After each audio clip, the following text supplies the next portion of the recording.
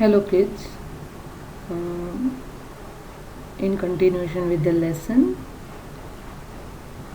we have done this topic in the first session, that is electric current and circuit, right, in which we have seen the definitions of both. The formula: electric current is equal to net charge upon time. The formula you have to remember, okay, and this 1 ampere is equal to 1 coulomb upon time. That also you have to remember, along with the value of milliampere and microampere, right? Today's topic is electric potential and potential difference. Now before proceed with the discussion of the content, recall what we did, right? Here two containers are filled with water. Now if I want to transfer water from one container to another container, is it possible?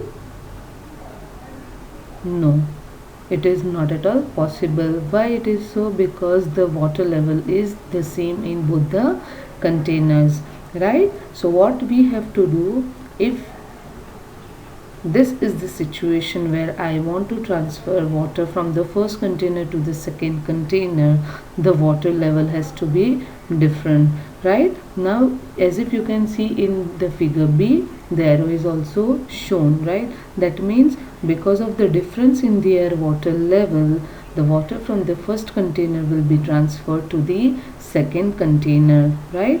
Now the different level in the water is creating some kind of difference, right? So if we correlate this particular setup with that of the electricity, if we want that the current is passed from one end to other end, some difference has to be created, which is known as potential difference, right? Now if we see in diagram A, right, both the containers are at rest position, that is they possess potential energy. You know potential energy and kinetic energy also, right?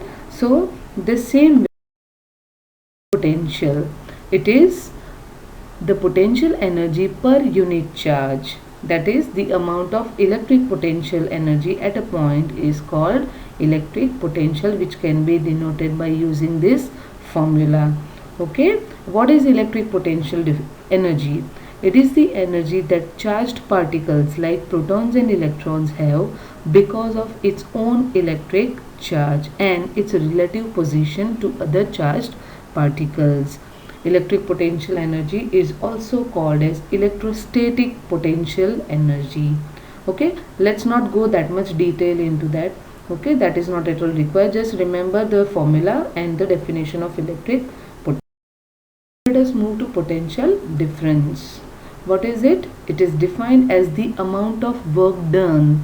Okay, if we recall figure B, whatever work was done to transfer water from the first container to the other container, that difference is known as potential difference. So here in case of electricity also, the electric potential difference is defined as the amount of work done for carrying a unit charge from one point to another in an electric field. In other words, the potential difference is defined as the difference in the electric potential of the two charged bodies. If I give you the example that we have taken a copper wire, right?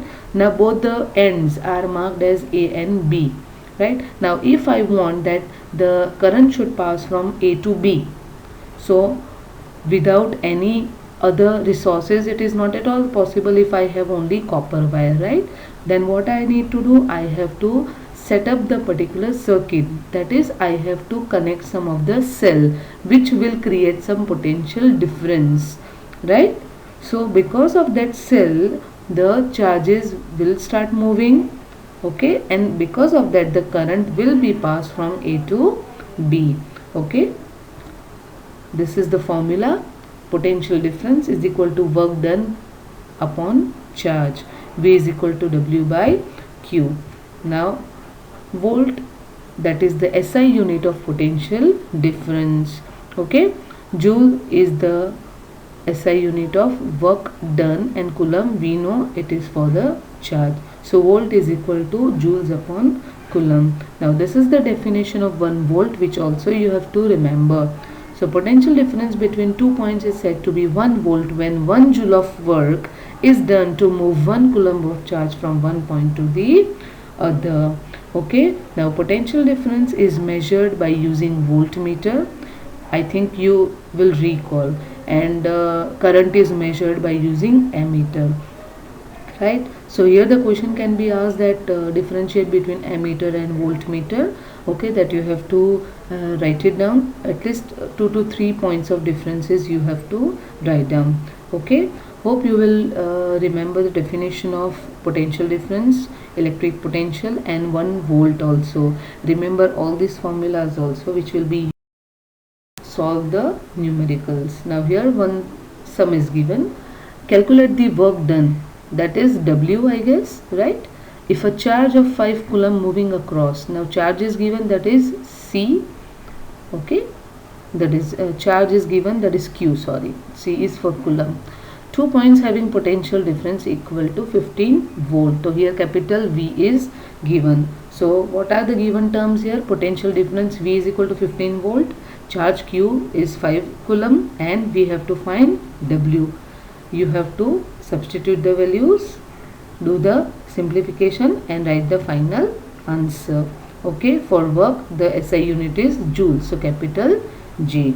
Similarly, one more example I have given you all. What potential difference is required? So here what we have to find? Capital V. To do 100 joules of work, that is W is given, with a charge of 10 coulomb, that is Q. Okay, so here given terms, jot it down, write the formula, substitute the values, and simplify and write the final answer. Understood with this? Fine. This way I have given you 4 sums to simplify. Okay, go through it, try to solve it, and by evening please send me the solution. Okay, write all the definitions and formulas for 3 times and solve all the 6 sums in your tuition book. Okay, tomorrow we will continue, day after tomorrow we will continue with the circuit diagram, that is the components of circuit and Ohm's law. Okay, now these 4 topics we have already done, so you won't find any difficulty, hopefully. Still, if you have any query, please ask me. Feel free to do that, and please do your work in time in a presentable manner. Okay, thank you and have a good day.